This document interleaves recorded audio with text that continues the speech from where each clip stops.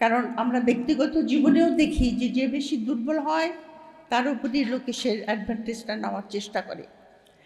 বাংলাদেশের ক্ষেত্রে যেটা হয়েছে বিশেষ করে এখন, এবং এটা আমাদের যে কিনোট স্পিকার উনি বলেছেন যে যে পরিবর্তন, বৈশ্বিক পরিবর্তন এবং যা প্রেক্ষিত বাংলাদেশে এখন, সেখানে বাংলাদেশ এখন একটা অত্যন্ত সংকটময় মুহূর্তে দাঁড়িয়ে আছে।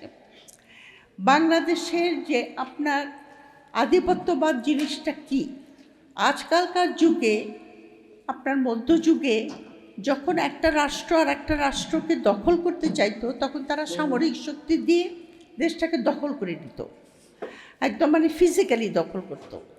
কিন্তু এখন একটা দেশ আর এক দেশটাকে দখল করে সেই দেশটার যে সমস্ত প্রতিষ্ঠান আছে সেগুলির উপরে দখলদারি করা এবং সেই দেশের জনসাধারণের যে সাইকিক বা তাদের যে মনোমানসিকতা সেটার উপরে আধিপত্য স্থাপন করা, ওইটা কিন্তু সাংঘাতিক গুরুত্বপূর্ণ, যেটা সাধারণত করা হয় আপনার কালচার বা সাংস্কৃতিক আগ্রাসনের দ্বারা। যেরকম ব্রিটিশ যুগে যারা আপনার এলিট শ্রেণী ছিল তারা কিন্তু ব্রিটিশদেরকে ভীষণভাবে নকল করত, ওই রকম বাঁকা উচ্চারণে ইংরেজি বলতেন, ওই রকম কাপড় চোপড় পরতেন, ওই রকম পাইপ খেতেন, নিজেদেরকে ব্রিটিশ মনে করত, ইন্ডিয়ান মনে করতো না।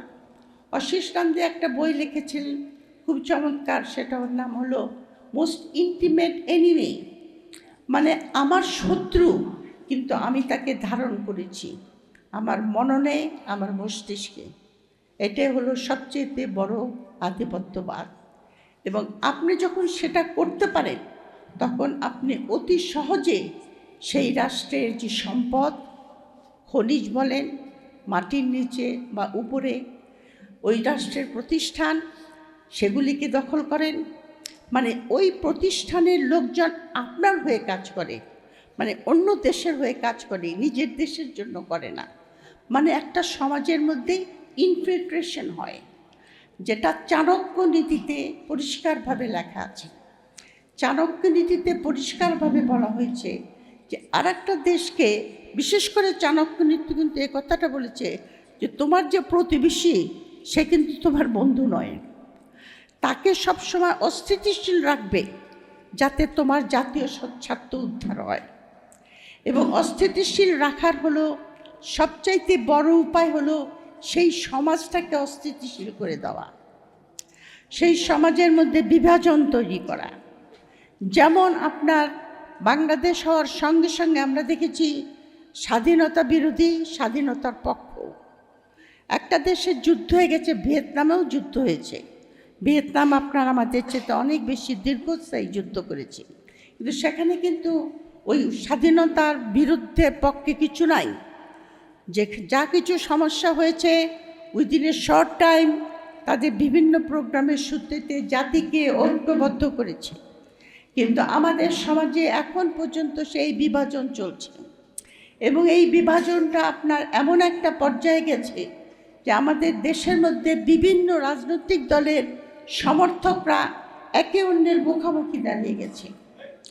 এবং এই অবস্থা যখন হয় যে একটা দেশের ভিতরে সেই দেশের প্রতিষ্ঠানগুলি, ধরেন বাংলাদেশের আর্মির কথা যদি আমি বলি, এখানে আপনি চিন্তা করেন এখানকার 5 জন সিটিং জেনারেল পালিয়ে গেছেন অন্য দেশে। মানে আমাদের সিকিউরিটি রিলেটেড ইনফরমেশন, আমাদের যে সমস্ত আপনার সামরিক যে সমস্ত ওরিয়েন্টেশন, সব কিছু নিয়ে কিন্তু তারা আরেক দেশে চলে গেছে। মানে ইনফিল্ট্রেশনটা কত গভীর সেটা আমি বলছি। এবং এই রকম সমাজেই আপনার আধিপত্যবাদ প্রকটভাবে দেখা দেয়। এই ডিভিশনকে দূর করার জন্যই আপনার জুলাইয়ের অভ্যুত্থান হয়েছিল। কারণ আমাদের রাষ্ট্র এমন একটা পর্যায়ে পৌঁছে গেছিল যে আমরা সমাজের বিভাজনের ভিতরে একে অন্যের মুখোমুখি দাঁড়িয়ে গেছিলাম। মানে একদল আর একজনকে নিশ্চিহ্ন করার জন্য প্রতিজ্ঞাবদ্ধ ছিল। মানে দুটা মেজর পার্টি এবং তাদের ফলোয়ার, এবং এটা সিভিল সোসাইটির মধ্যে ডিভিশন ছিল, সাংস্কৃতিক কর্মীদের মধ্যে ছিল, শিক্ষকদের মধ্যে ছিল, ছাত্রদের মধ্যে ছিল আমরা এক জাতি, এক বাংলাদেশের মতো এত হোমোজেনিয়াস কান্ট্রি পৃথিবীতে নাই। এক ভাষা, বেশিরভাগ লোকই একই ধর্ম অবলম্বী। অন্যান্য দেশে ধরেন ইন্ডিয়াতেই তো আপনার বহু ভাষাভাষী লোক আছে, বহু ধর্মীয় লোক আছে, কিন্তু আমাদেরটা একটা হোমোজেনিয়াস নেশন। এই হোমোজেনিয়াস নেশনটাকে এমনভাবে বিভাজিত করা হয়েছে যে আমরা একে অন্যের মুখোমুখি দাঁড়িয়ে আছি এবং অন্য একটা রাষ্ট্রের হয়ে আমরা কাজ করছি নিজের দেশের বিরুদ্ধে গিয়ে, যাতে আমরা সেই রাষ্ট্রের আধিপত্যতা এখানে আমরা এস্টাবলিশ করতে পারি। এখন জুলাইয়ের রেভলিউশনটা যে হয়েছিল সেটা হয়েছিল আপনার, সেটার মধ্যে কিন্তু আধিপত্যবাদের বিরুদ্ধে ছিলেন তারা, আমরা সবাই সেটার বিরুদ্ধে ছিলাম। আমরা এটারও বিরুদ্ধে ছিলাম যে রাষ্ট্রকে পুনর্গঠন করতে হবে, রাষ্ট্রকে সংস্কার করতে হবে, জাতি গঠন করতে হবে, এবং এর জন্য আমাদের ইন্টারিম গভর্নমেন্ট কতগুলি রূপরেখা দিয়ে গেছে। কিন্তু আমরা দেখলাম, অত্যন্ত দুঃখের সঙ্গে দেখলাম যে আপনার জুলাই রেভলিউশন হওয়ার পরে মেজরিটি ভোট নিয়ে যে সরকারটা এসেছেন তাদের মধ্যে আমি জুলাইকে ধারণা করার মধ্যে তাদের মধ্যে কিছু দ্বিধাদ্বন্দ্ব আছে বলে আমার কাছে প্রতীয়মান হয়। কারণ তারা গণভোটকে অস্বীকার করেছে। এখন গণভোট বলেছে যে আমরা নির্বাচনের জন্য গণভোটটাকে মেনে নিয়েছি, তো এটা তো জাতির সঙ্গে একটা প্রতারণা। 70% লোক যখন বলে একটার পক্ষে ভোট দেয়, তখন আপনি আইনের জটিলতা দেখিয়ে এটাকে অমান্য করতে পারেন না। আপনি যদি গণতন্ত্রের কথা বলেন, আপনাকে বলতে হবে যে জনগণের রায়কে আমরা মেনে নেব। এটা তারা করেনি, এটা অত্যন্ত দুঃখজনক। এবং এর ফলে যেটা হয়েছে, জুলাইতে যে আমরা ঐক্যবদ্ধ থেকেছিলাম সেখানকার মধ্যে ফাটল দেখা দিয়েছে। এবং অত্যন্ত দুঃখের বিষয় দেখতে হয় যে পার্লামেন্টে বসে যেটা মিলি বলে গেল, আপনার কোনো রকম কনস্ট্রাকটিভ আলোচনা হলে একজন একজনকে ব্যক্তিগত আক্রমণ করে। অনেক ইস্যু আছে আপনার, যেরকম ধরেন আমাদের যে চুক্তিটা হয়েছে আমেরিকার সঙ্গে ART, আপনার যে চুক্তিটা হয়েছে, আপনার সামরিক চুক্তি হয়েছে যেটা সৌদি আরব সহ 11টা দেশে, এই সমস্ত চুক্তিগুলি কিন্তু পার্লামেন্টের আলোচনা হওয়া দরকার। কিন্তু এই সরকারের একটা টেন্ডেন্সি লক্ষ্য করা যাচ্ছে যে তারা সব কিছু কিন্তু গোপনে করার চেষ্টা করে এবং আমরা পাবলিকরা সেটা জানতে পারি না। যদিও একটা গণতান্ত্রিক দেশে বাস করলে আমাদের নাগরিকদের অধিকার যে আমাদের সরকার কী কাজ করছে, সেই কাজটা জনগণের স্বার্থের জন্য হচ্ছে না বিরুদ্ধে হচ্ছে, এই জায়গাটাতে আমি খটকা দেখতে পাচ্ছি। আর একটা ব্যাপারে খটকা দেখতে পাচ্ছি, সেটা হলো বিচারের ব্যবস্থা। একটা রাষ্ট্রে যখন আপনার এতগুলি গণহত্যা হয়, আয়নাঘর হয়, গুম হয়, ফোর্স ডিসঅ্যাপিয়ারেন্স হয়, আপনার সেখানে যদি আপনি বিচার না করেন, তাহলে সমাজের যে নৈতিকতা বা আপনাকে যেটা আমরা বলি মরাল অর্ডার, সেটা ভেঙে পড়ে। এবং আরও মনে করে যে যারা এই বিচারটা করছে না, তারা হয়তো ভবিষ্যতে এই কাজটাই আবার করবে। সুতরাং এখানে একটা অত্যন্ত ধীর গতি লক্ষ্য করা যাচ্ছে।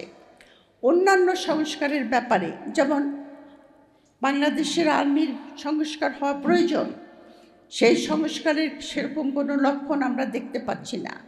যেরকম ব্রিগেডিয়ার হাসান নাসের বলে গেলেন যে ব্রিগেডিয়ার হত্যার বিচার চাওয়াতে অনেক আপনার মিলিটারি অফিসার আপনার চাকরি হারিয়েছে, তাদেরকে মিলিটারি আপনার কোর্ট মার্শাল করে তাদেরকে বিচার করেছে। কিন্তু ইন্ডিয়ার মতো যদি ওখানে একটা আর্ম ফোর্সেস ট্রাইব্যুনাল, যেটা 2007-এ ইন্ডিয়ানরা আপনার আইন করেছে, তাতে সেই সমস্ত অ্যাগ্রিড অফিসাররা আপনার সুপ্রিম কোর্ট পর্যন্ত যেতে পারে। এছাড়া আপনার যে প্রতিরক্ষার ব্যাপার কথাটা বলা হয়েছে, যে আমাদের একটা শক্তিশালী প্রতিরক্ষা দরকার, আমি 100% স্বীকার করি। কিন্তু অবশ্য আর্মি এখন একটা প্রোগ্রাম নিয়েছে, আর্ম ফোর্সেস গোল 2030, তাতে আপনার আর্মিকে আপনার যুগোপযোগী করে তোলা প্রয়োজন হবে। আমরা যখন ব্লু ইকোনমির কথা বলি, যেটা বাজেটে বারবার বলা হয়েছে, বঙ্গোপসাগর এখন যে কথাটা একজন বক্তা বলে গেছেন, 3টা পরশক্তির নজর এখানে পড়েছে, আমেরিকা, চীন এবং ইন্ডিয়া। এই বঙ্গোপসাগরকে আপনার কে প্রোটেক্ট করবে? আমাদের নেভির কী ক্ষমতা আছে? কয়েকটা পেট্রোল বোট ছাড়া সাপোর্ট শিপ পর্যন্ত নাই, ফ্রিগেট তো দূরের কথা। মিয়ানমার থেকে এখানে কন্টিনিউয়াসলি আমাদের জেলেদেরকে ধরে নিয়ে যায়, ওদিক থেকে ইন্ডিয়ান জেলেরা এসে আমাদের সমুদ্রের ভিতরে, আর ভিতরে যে সমস্ত আপনার খনিজ আছে তার প্রোটেকশনের কোনো ব্যবস্থা নাই। সংস্কার সব জায়গায় প্রয়োজন, কিন্তু আমি যেটা দেখতে পাচ্ছি যে সংস্কারের ব্যাপারে আবার একটা কথা যেটা বলবো, আগের বক্তারাও বলেছেন, আমরা চাই যে এই সরকার সম্মিলিতভাবে এই সমস্ত ইস্যুগুলিকে, যে আমাদের আধিপত্যবাদ যদি আমাদের রুখতে হয়, যে কথা বক্তারা বলেছেন যে আমাদের নিজেদের শক্তি বাড়ানো দরকার, সব ব্যাপারে, শিক্ষা, প্রযুক্তি, স্বাস্থ্য, প্রতিরক্ষা, সব ব্যাপারে আপনার কূটনীতি, আমাদের শক্তি বাড়ানো দরকার। সবচেয়ে বড় কথা, অনেকেই বলে গেছেন যে নিজের মেরুদণ্ড সোজা করে দাঁড়াতে হবে। ইরানের এক্সাম্পল আমরা দেখেছি। এই ইরান আপনার 25 বছর আগে থেকে চেষ্টা করে জেনেছিল যে আমেরিকা একদিন তাদেরকে আক্রমণ করবে, এবং সেইভাবে তারা প্রস্তুতি নিয়েছিল। এবং নট অনলি তাদের আপনার এত উন্নত প্রযুক্তি এবং মিসাইল আছে, তারা এগুলিকে এমনভাবে সংরক্ষিত করেছে যে আমেরিকানরাও ঠিক বুঝতে পারে না যে কোথায় কোন জায়গায়, বিভিন্ন জায়গায়, এবং ওদের আরসিজি যেটা, সেই স্ট্রাকচারটা আপনার ডিসেন্ট্রালাইজ। এই সামরিক যে সমস্ত সরঞ্জাম সেগুলিও কিন্তু তারা কেন্দ্রীভূতভাবে রাখেনি। আমি যেটা বলছি, তাদের মিলিটারি ডক্ট্রিন আপনার এতদিন আগে থেকে তারা ঠিক করে রেখেছিল, আমাদের সেরকম কোনো আমরা জিনিস দেখতে পাই না।